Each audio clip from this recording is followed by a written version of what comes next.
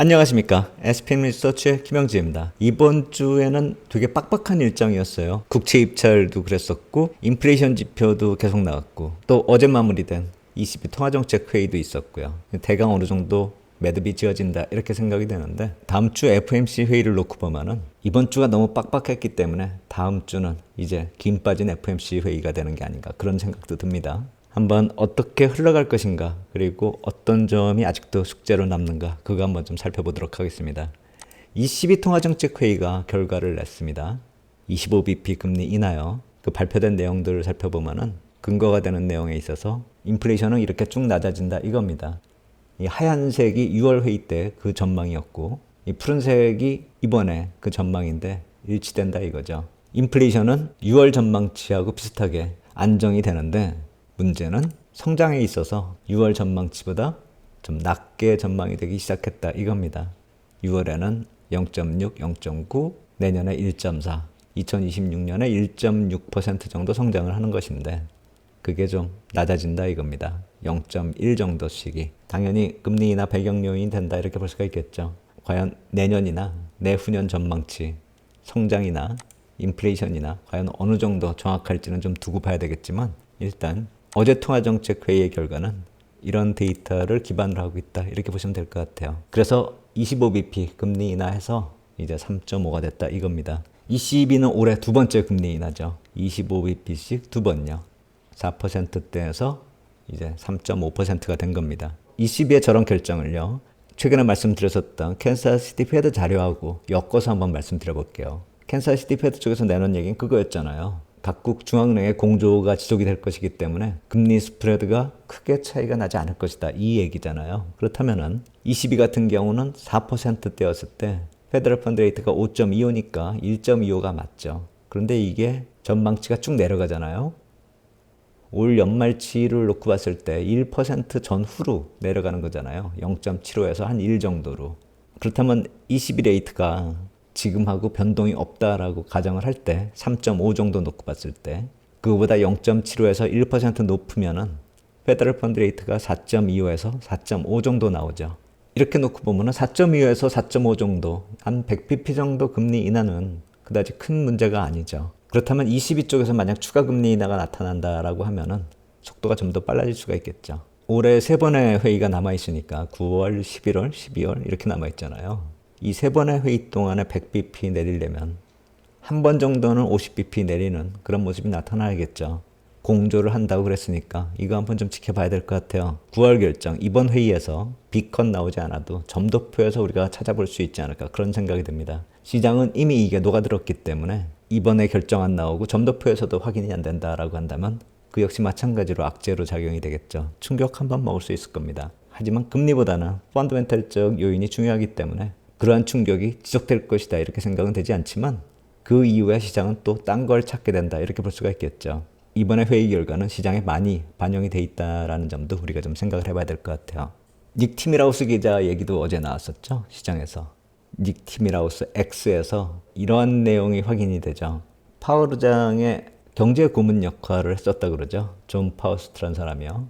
이분 얘기가 경제가 안 좋아서 선제적으로 50bp 인하해야 될 그럴 상황은 아니다 이렇게 생각이 되지만 본인은 그것을 선호한다. 그리고 FOMC 회의가 또 그렇게 결정할 가능성도 상당히 있다라고 생각이 된다. 이런 식으로 얘기했다라는 것입니다.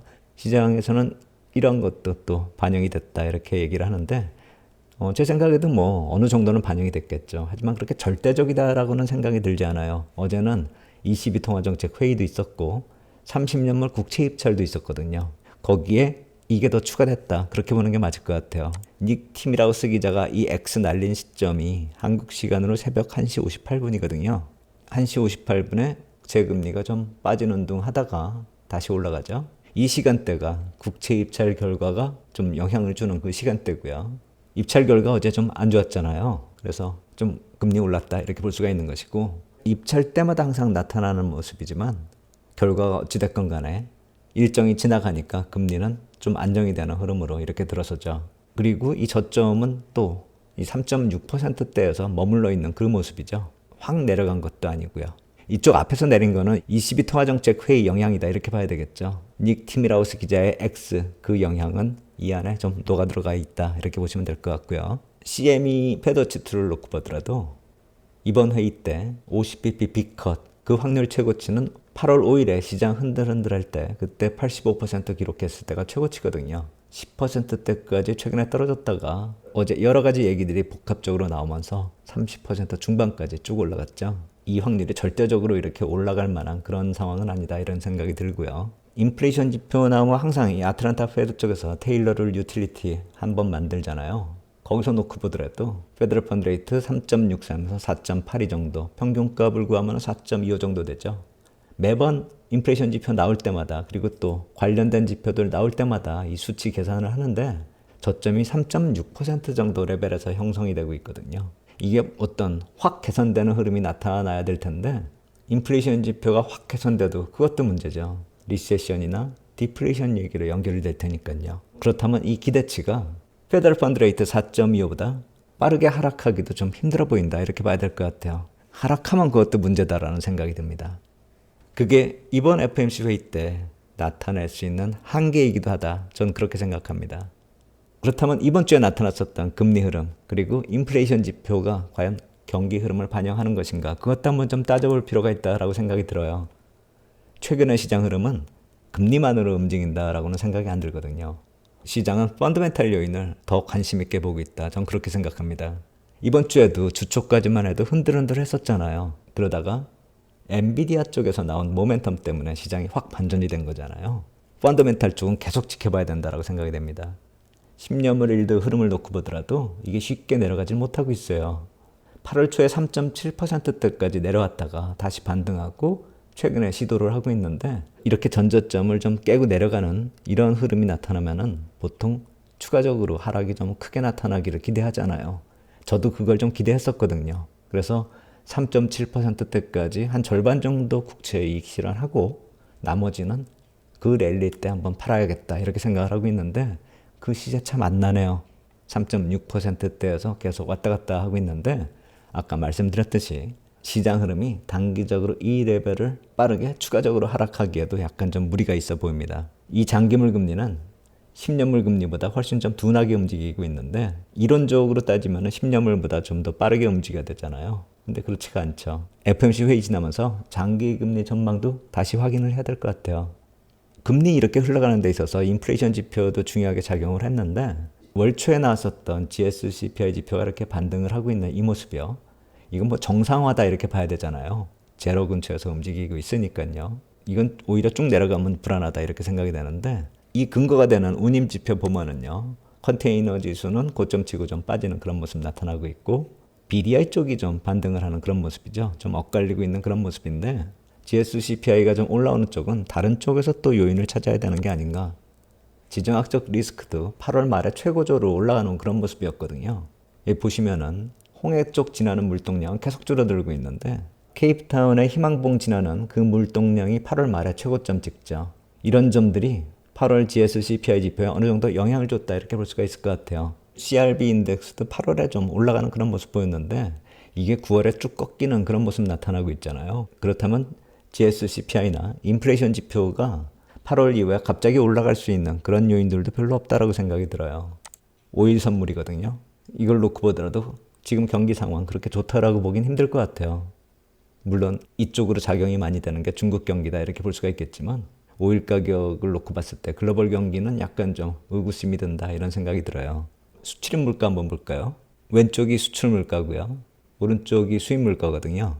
다른 항목들 별로 그렇게 별 볼 일 없는데 산업재 쪽이 좀 강세 보이는 그런 모습 보였고요. 수출 물가요. 그리고 수입 물가 같은 경우는 이 역시 마찬가지로 딴 데 별 볼 일 없는데 소비재 쪽하고 자동차가 좀 상대적으로 높은 상황인데 최근 추세는 자동차는 약간 꺾이고 소비재 쪽이 좀 올라가는 그런 모습입니다. GS CPI나 이번 주에 나온 PPI 같은 경우 그리고 이런 수출입 가격 같은 경우가 CPI 지표를 선행하는 그런 인플레이션 지표다 이렇게 생각이 되는데 회복이나 좀 정상화 과정 쪽으로 한계가 있다 이런 생각이 들어요. 그렇다면은 인플레이션 지표 쪽은 이렇게 보는 게 맞을 것 같아요. 악재로 작용되지는 못할 것 같은데 펀더멘탈을 생각하면 오히려 불안하다 이렇게 볼 수가 있을 것 같아요. 제가 봤을 때는 이번 주를 포함해서 인플레이션 지표들은 금리 영향력이 줄어들듯이 인플레이션 그 자체보다 경기 흐름의 관점에서 볼 필요가 있지 않을까 이런 생각이 듭니다.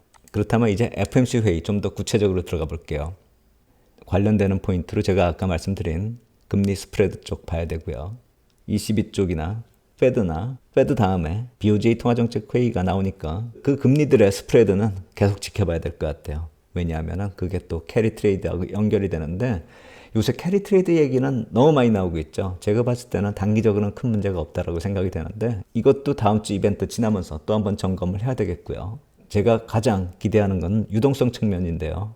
이벤트성 재료가 되었던 그 무엇이 되었던 좀 시장에 위협적인 그런 흐름이 나타나면은 오히려 긍정적인 흐름으로 반전이 될 수 있다. 시장의 불안감을 정책적 반전 포인트하고 연결해서 보자. 계속 그 말씀을 드리고 있는데 유동성 기반의 중기 모멘텀이 나오는지 그건 이번에 FOMC 회의 때는 안 나올 것 같은데 FOMC 회의 지나면서도 우리가 좀 주목해야 될 재료다 이렇게 생각이 됩니다.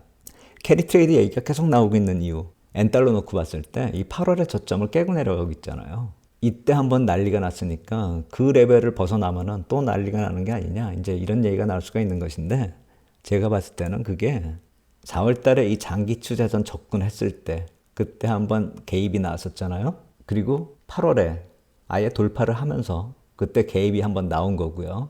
근데 이러한 장기 저항 추세를 돌파했다라는 점, 그 점을 봐야 될 것 같아요.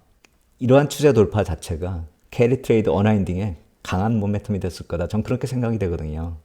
이 레벨이 상당히 좀 중요한 레벨 같아요. 4월하고 비슷한 높이지만 추세선을 돌파해버리는 그런 모습이 나타나고 있으니까요. 근데 단기적으로 좀 걱정할 필요가 없다라고 생각하는 이유는 캐리 트레이드 통화 상관성이 긴장도가 많이 떨어지고 있다는 것입니다. 이 네 개 통화는 계속 제가 말씀을 드리고 있는데 왼쪽 위가 엔화고요. 왼쪽의 아래가 스위스 프랑, 오른쪽 위가 호주 달러고요. 오른쪽 아래가 멕시코 페소거든요. 보시면은 약간씩 흐름이 달라요. 이 8월 때는 일사천리로 의미 있는 그런 상관성이 나타났었거든요. 그 이후로는 그렇게 상관성이 뚜렷하지가 않아요. 제각각 움직이는 경우가 많거든요. 저는 엔캐리 때문에 문제라고 생각이 되는 게 아니라 캐리 트레이드 전체적으로 문제가 생기고 있는 그런 상황이 나타날 수 있다고 보거든요. 8월이 그랬었고요. 엔캐리만의 문제가 아니에요. 엔화만의 문제가 아니었다고요. 스위스 프랑들이 같이 움직였고 다른 통화들이 연관성 있게 움직였기 때문에 전체적으로 캐리 트레이드 시장 자체가 흔들린 거라고 봐야죠. 엔만 문제였다라고 한다면 엔에서 빠져나와서 스위스 프랑으로 갈 수도 있었을 거라고요. 근데 같이 움직이니까 도망갈 데가 없는 거예요. 캐리 트레이드 자금이. 그러면서 어나인딩 쪽으로 몰릴 수밖에 없는 상황이 나타났던 거잖아요. 이런 동반된 흐름이 나타나지 않았다면 문제가 되지 않았을 거예요. 여기서 도망 나와서 이쪽으로 갈 수도 있는 그런 모습이었으니까요. 그러니까 지금같이 상관성이 좀 떨어지고 있는 상황에서는 캐리 트레이드가 당장 어떤 악재로 연결되기는 힘들다 이렇게 봐야 되겠죠. 제가 봤을 때는 이건 월봉입니다. 아까 이건 주봉이고요. 월봉으로 놓고 보면 아직 좀 여유가 있잖아요. 추세선으로 놓고 봐도 그렇고요. 2015년, 16년에 저점 깨고 내려오면서 2020년 반등 때는 저항이 됐었잖아요. 이 레벨까지도 갈 수 있다라고 생각이 들어요. 그 사이에서 나타날 수 있었던 문제 중에서 이번 8월의 파장이 가장 컸었던 게 아닌가 그렇게 생각이 들거든요. BOJ 통화정책 회의 맞춰서 자료도 나오고 있어요. BOJ가 이번 달에 내놓은 자료인데 BOJ가 국채시장에 개입하면서 일본 국채시장에 미친 영향 그걸 검토한 자료거든요. 내용 보면 너무 길어가지고 한 3, 40장 정도 되더라고요. 근데 요점을 놓고 보면은 간단하죠. 시장 수급에 영향을 준 그 국채 매수가 금리 상승을 억제하는 효과에 있어서는 시장 참여자가 그러한 대책을 예상했기 때문에 더 커졌다. 이게 요점이거든요. 그러니까 BOJ 대책도 중요하지만 시장 참여자에게 BOJ가 어떻게 움직이고 있고 향후에도 이렇게 할 것이다 라는 어느 정도 흐름이 예상되게끔 한 것이 더 중요했었다. 이 얘기거든요. 이번에 엔캐리 언와인딩 나오기 직전까지도 시장에서 그랬었죠. 얘네들 부채 많아가지고 금리 못 올린다. N값은 완전 똥값 될 것이다. 이렇게 예상을 했었잖아요. 어떻게 보면은 BOJ가 그동안에 시장에 그렇게끔 인식을 시켰기 때문에 시장이 그렇게 생각했었다라고도 볼 수 있죠. 그러다가 캐리 트레이드 언와인딩 나면서 또 참사로 이어졌었던 것이고요. 그러니까 시장의 믿음이 강할 때 여기서 반전 포인트가 생기면은 상당히 큰 역효과가 난다라는 것이죠. 그런데 이번에는 방향 자체가 틀려지고 있는 것이죠. 이번에는 몇십 년 동안 흘러왔었던 그 모습이 반대 방향으로 바뀌고 있다. 이렇게 볼 수가 있는 것이죠. 그리고 이러한 얘기를 지금 하는 거 보면은 방향을 바꿨고 앞으로 시장에 그러한 시그널을 계속 줄 것이고 시장에 그러한 시그널을 줘야지 오히려 효과가 나타날 수 있다라는 점, 이 점을 밝히고 있다라는 점이 오히려 더 무서운 것이죠. QT나 뒤따르는 정책들이 가시화될 수 있다. 이 얘기를 하는 것이나 마찬가지잖아요. 그래서 제가 봤을 때는 FOMC 회의도 중요해요.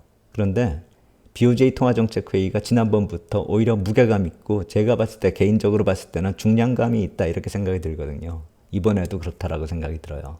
그래서 BOJ가 FOMC 회의하고 전혀 상관없게끔 반대 결론으로 가진 않겠지만 이 디테일 측면에서 상관관계는 어떻게 진행이 되고 있는지 어떻게 퍼즐을 맞추고 있는지 그걸 확인해야 된다라는 생각이 들어요. 다음 주에는 그러한 측면에서 시장을 볼 거예요. 추석 연휴이기 때문에 시간적으로 여유가 좀 많죠. 개인적으로 어디 갈 데가 없기 때문에 다음 주에는 이번 주에 좀 방송 제대로 많이 못했는데 FOMC 회의 지나면서 중요한 이벤트들이 많잖아요. 그리고 BOJ 쪽만 이런 자료가 나오는 게 아니라 패드 쪽에서도 또 자료들이 많이 나오고 있어요. 제가 의미 있는 자료들 추려서 좀 더 자세하게 디테일한 얘기들 말씀드리도록 하겠습니다. 오늘 여기까지 하도록 하겠습니다. 감사합니다.